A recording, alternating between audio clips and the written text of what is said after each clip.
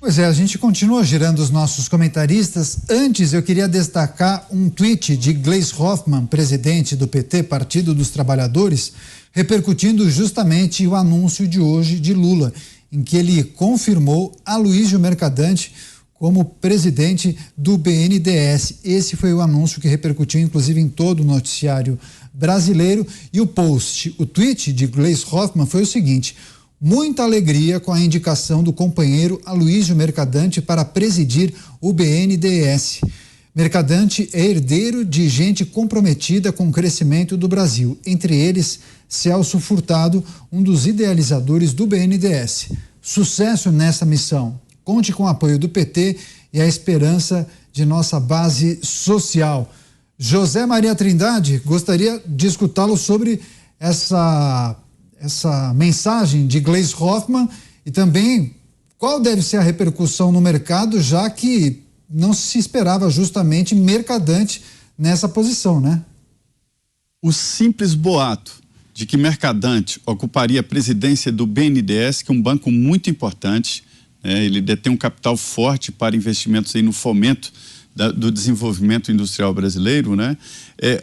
O simples boato provocou um aumento do valor do dólar aqui no Brasil e também a queda das bolsas. E Lula ironizou ao confirmar Mercadante, dizendo que não está nem aí para o mercado, não está nem aí para nada, o principal banco público do Brasil. O BNDES, ele se especializou em exportar corrupção. Como é que é isso?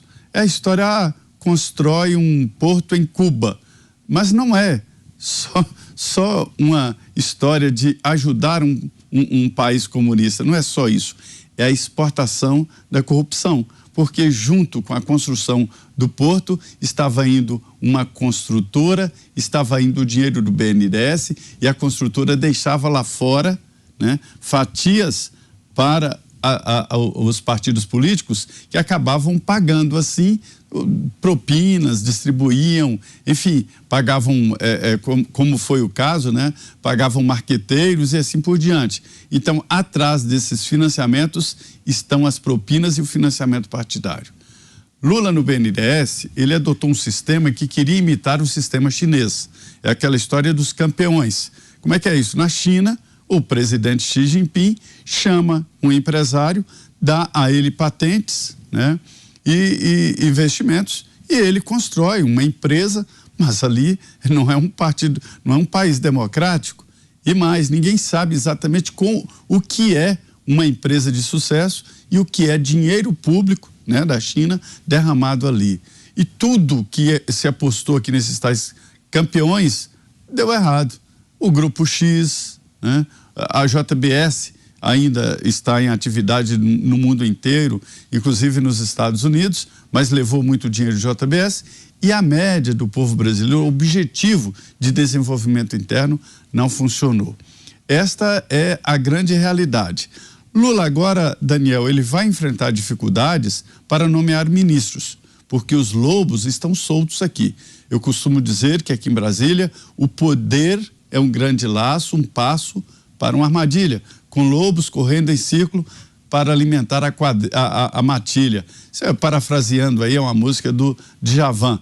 E é assim mesmo, os lobos estão famintos e a matilha correndo aqui na esplanada dos ministérios. Então, essa é a realidade. Ele terá dificuldades para nomear os 35 ministérios.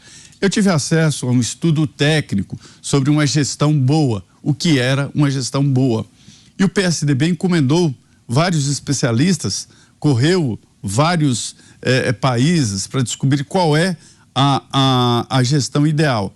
E se chegou ao número 23, exatamente o número de ministérios que existem hoje no Brasil. Bolsonaro tinha 22, começou o governo com 22 e criou o Ministério do Trabalho para o ex-ministro Onyx Lorenzoni, né?